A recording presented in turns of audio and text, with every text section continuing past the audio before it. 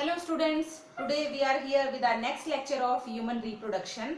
In this video we will discuss about the different types of egg. Different types of egg. In our previous video we had discussed about the structure of egg or the structure of ovum. Now what are the different types of egg? On the basis of yolk content present inside the egg is basically divided into three types. On the basis of yolk content.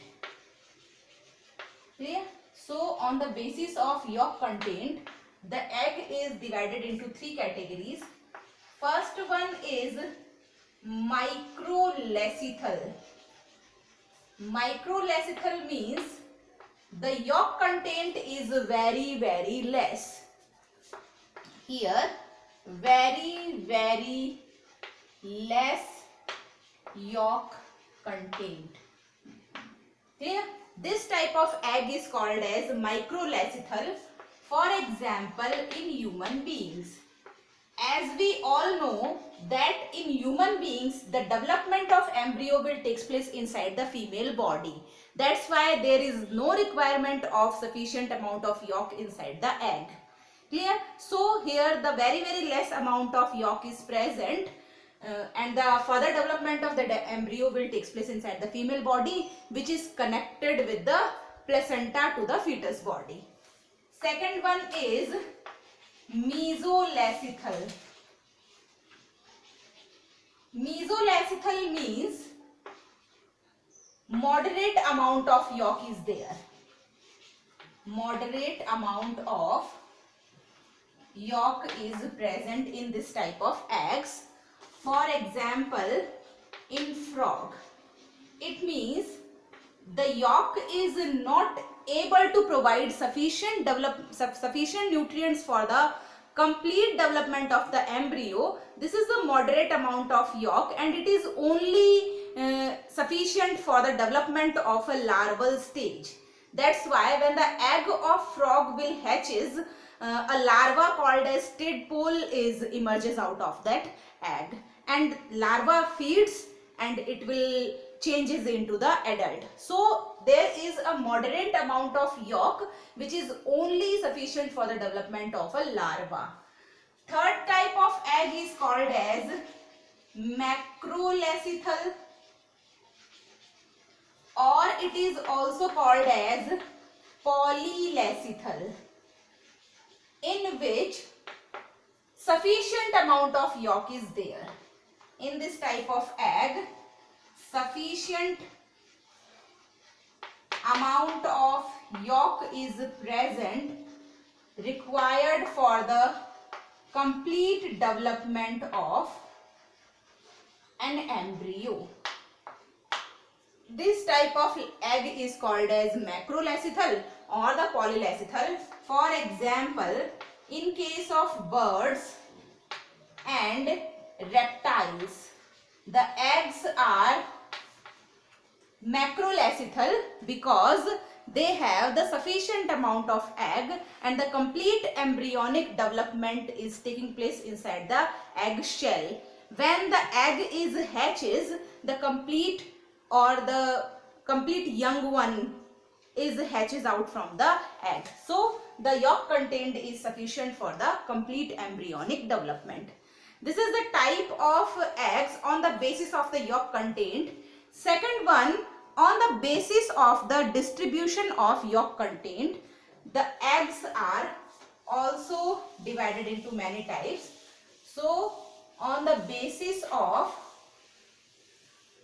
distribution of yolk, on the basis of distribution of yolk, the eggs are of different types. For example, first one is homolacethal or isolacethal. First one is homo or isolacethal, in which the yolk content is evenly distributed. Clear? In this, the uniform distribution of yolk content is present. So here the uniform distribution of yolk is present. This type of eggs are called as homolacethal or isolacethal. For example, human egg. In human beings, the eggs are homolacethal. Second one is telolacethal egg, in which the yolk is shifted towards one end. Second type is the distribution, that is telolacethal, in which the yolk is shifted at one end. For example, in case of birds. In case of birds, the eggs are like this. The yolk content is shifted towards one end. This type of egg is called as telolacethal egg. The third one is centrolacethal, in which the yolk is present in the center. Third type of egg is called as centrolacethal. And in this type, the yolk is at center. For example, in the eggs of insects. Insects are having centrolacethal type of eggs, in which the yolk content is present at the center. One more type of eggs are also there. They are called as cladoic eggs, in which cladoic egg means the egg which is containing sufficient amount of yolk required for the complete development of the embryo. That type of eggs are called as cladoic egg, and they are present in case of birds and reptiles. Clear? So fourth one type of eggs are called as cladoic egg, which have sufficient amount of yolk for the complete development of the embryo. That is called as cladoic egg. Okay? And the example is birds and reptiles. They have sufficient amount of yolk content in the eggs required for the complete development of the embryo. So this is all about the different types of eggs. Now come to the comparison between egg and a sperm. Clear? We had discussed about sperm and its structure, egg and its structure, different types of eggs. Now we got two types of gametes, which are called as male and female gametes, and now we are comparing these two types of gametes, how they are different from each other. So this is the character, this is the egg, and this is the sperm. This is egg, sperm, and the character in which they are different. Clear? So we are taking this as comparative study. First one is the structure. Now first character is structure. We all know that the structure of egg is spherical. It is spherical in structure, while the sperm is flagellated and has 4 parts. Sperm is flagellated, having 4 parts, that is head, neck, middle piece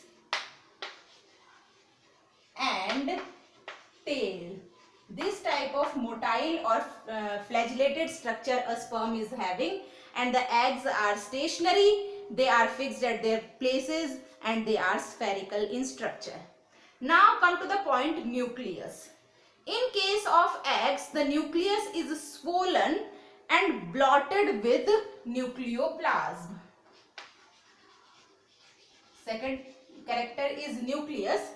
In case of egg, the nucleus is swollen. Swollen nucleus, blotted with or filled with nucleoplasm. But in case of sperm, the nucleus is condensed. Now, as we know that during the process of spermiogenesis, when the spermatids are getting changed into the sperms, that process is called as spermiogenesis. And during the spermiogenesis, the nucleus of sperm got condensed. So, in case of sperms, condensed nucleus is present. And there is no cytoplasm. Clear? This is the condensed type of nucleus. Nextly, we are talking about the mitochondria. Clear? Mitochondria. In case of eggs, the mitochondria are scattered in the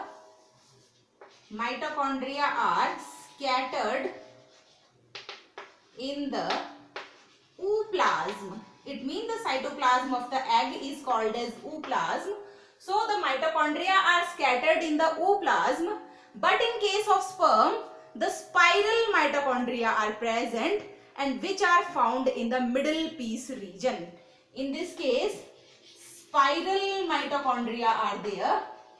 And this type of spiral mitochondria are called as Nebenkern, and these mitochondria are present in the middle piece of the sperm. Clear? These mitochondria provide energy for the movement of the sperm. Next, centriole. The next character is centriole. In case of egg, no centriole is there. In the egg, centriole is absent. But in case of sperm, two centriole are present. First one is the proximal centriole and second one is the distal centriole. Proximal centriole is responsible for the formation of spindle fibers during the formation of zygote, and the distal centriole is responsible for the formation of axial filaments. So here two centriole are present. That is proximal centriole and the distal centriole. Next one is the motility. Egg is stationary or fixed. It is a non-motile structure, but the sperm is motile. It is having a long tail through which it is moving inside the semen. So that is the motility. Egg is non-motile while the sperm is motile structure. It has flagella for the movement. Now come to the point cytoplasm. The egg is containing maximum amount of cytoplasm. That's why we are saying that the cytoplasmic inheritance is carried out by the egg. So the egg is containing maximum cytoplasm. But in case of sperm, we know that the cytoplasm is not there, or the negligible amount of cytoplasm is present, which is present inside the tail region. So here the cytoplasm is negligible,